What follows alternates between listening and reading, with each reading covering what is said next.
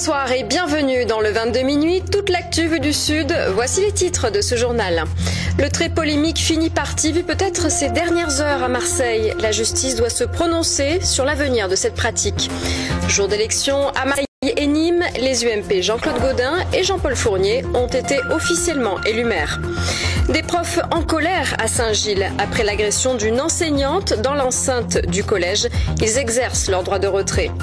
Et puis, quels sont les lycées les mieux classés dans chaque département? Les palmarès 2014 sont publiés. Décryptage à suivre.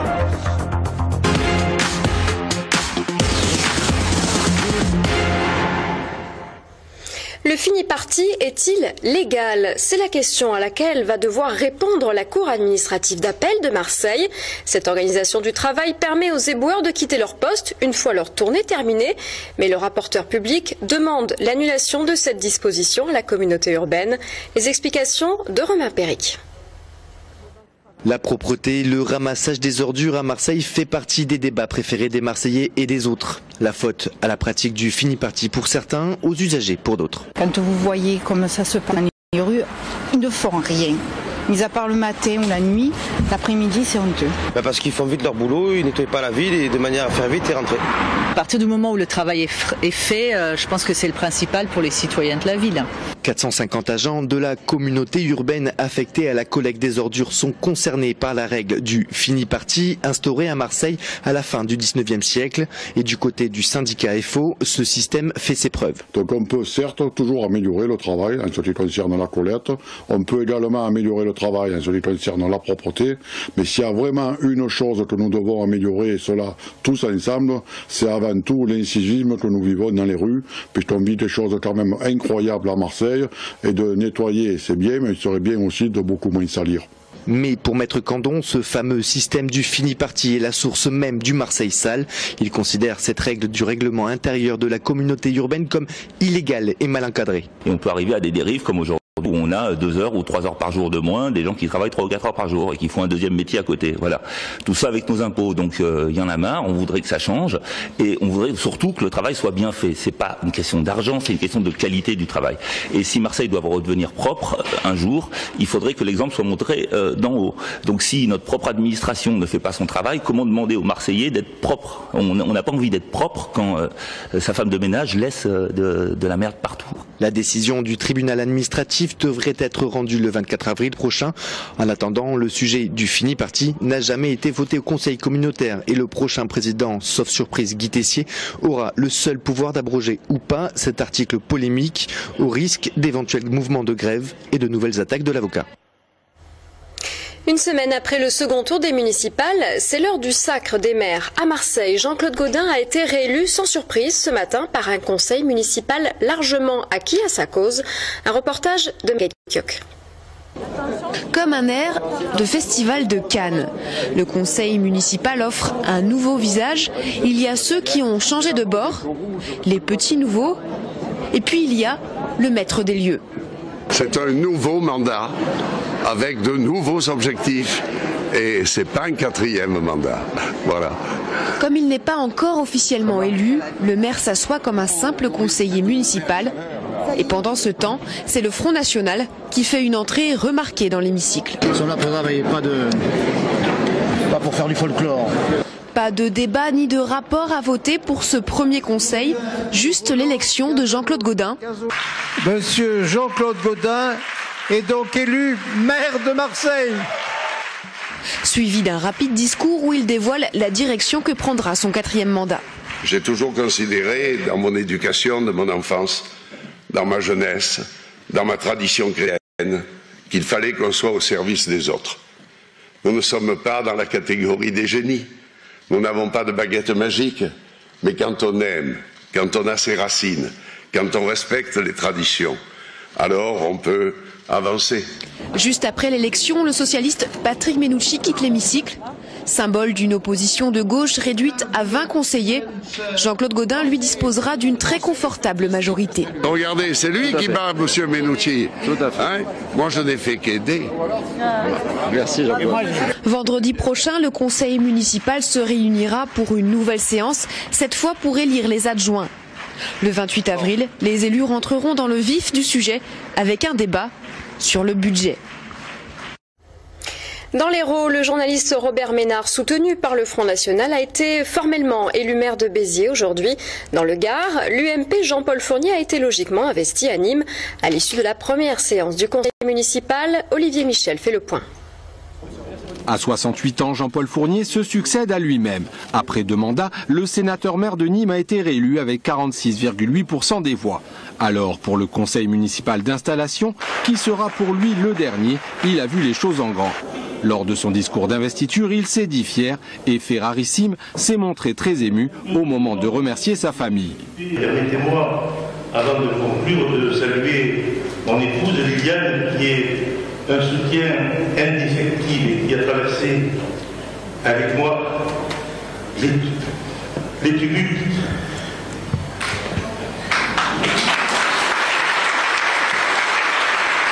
Dans son conseil municipal, des têtes connues qui gardent leur délégation et d'autres pas. Un tiers de la liste a été renouvelé. Parmi elles, la Benjamine a 21 ans. J'avais envie de faire quelque chose pour ma ville. Vos sensations, c'est quoi? Très excitée, un petit peu tendue. Étant la Benjamine, je suis aussi la secrétaire, donc c'est la première fois que j'assiste à un conseil municipal, donc j'espère que tout va bien se passer.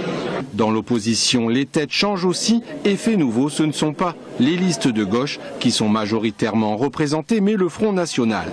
Arrivé en 2e position du scrutin, avec 24,4% des voix, il entre au conseil municipal avec 7 sièges sur les 55 et compte bien jouer son rôle d'opposition.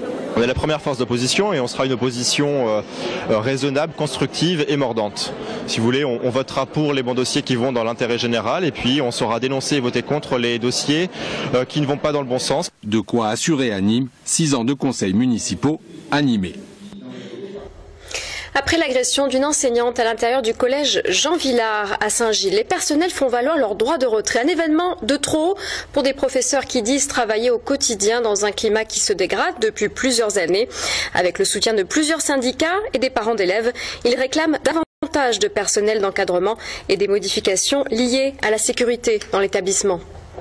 Hier, on a une collègue qui a été agressée dans sa salle de classe, avec menaces physiques, menaces verbales, par une personne extérieure à l'établissement, donc qui est rentrée sous un faux prétexte et qui en a profité pour aller attraper notre collègue à la sortie d'un cours. Il y a depuis trop longtemps des incidents, des problèmes, des élèves qui manquent de respect aux enseignants ou au personnel de surveillance.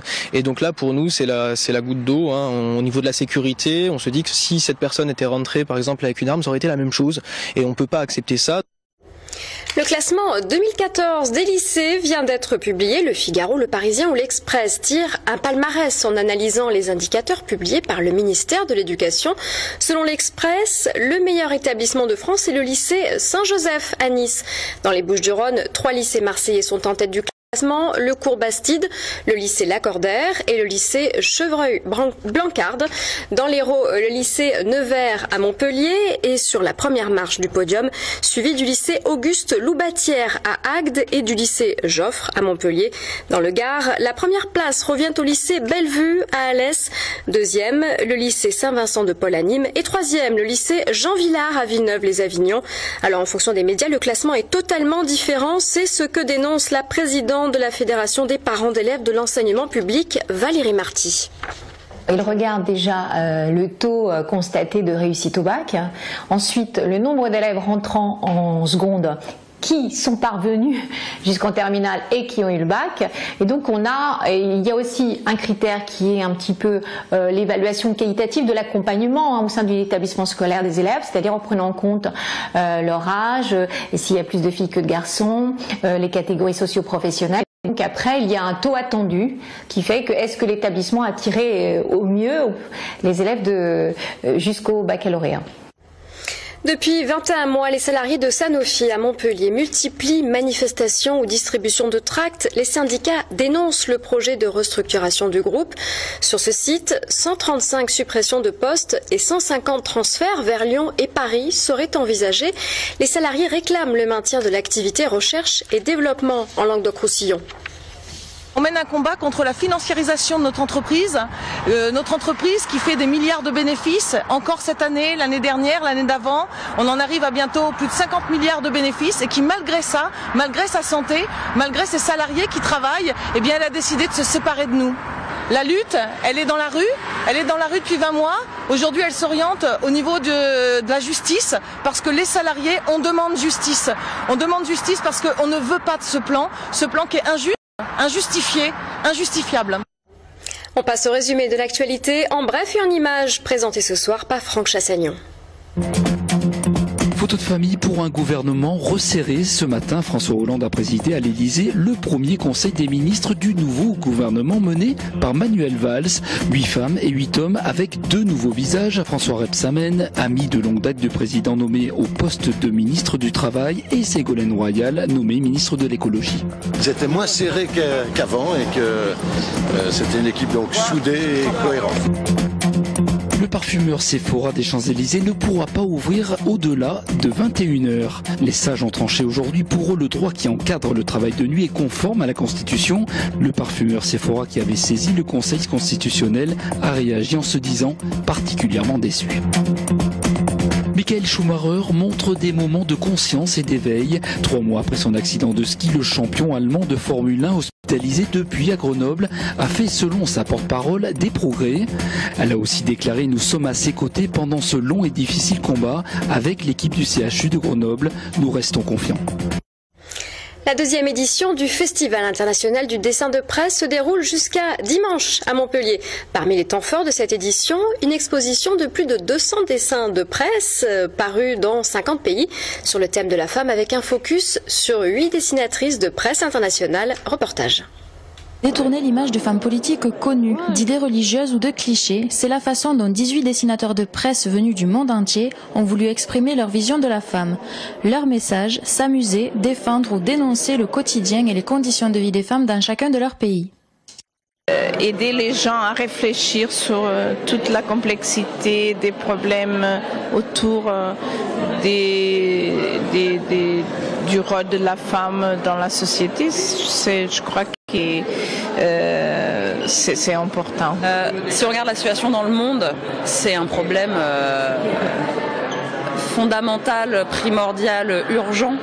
Il y a la moitié de la population mondiale qui est considérée comme une sous-race, excusez-moi l'expression, enfin comme des sous-hommes. Les sous-hommes finalement ce sont des femmes et c'est inacceptable. C'est très important d'éveiller l'attention du public aux problèmes des femmes dans les sociétés, justement par le biais de l'humour. Je pense que l'humour est un outil de communication extraordinaire. L'humour pour parler de sujets tabous, parfois difficiles à aborder, mais aussi pour faire réfléchir et être accessible à tous, qu'il s'agisse de sexualité, d'inégalité au travail ou de violence. Ça ouvre les yeux, on voit les jeunes qui sont à la fois émerveillés par les dessins et choqués par le contexte de leur production. C'est vraiment une bonne exposition.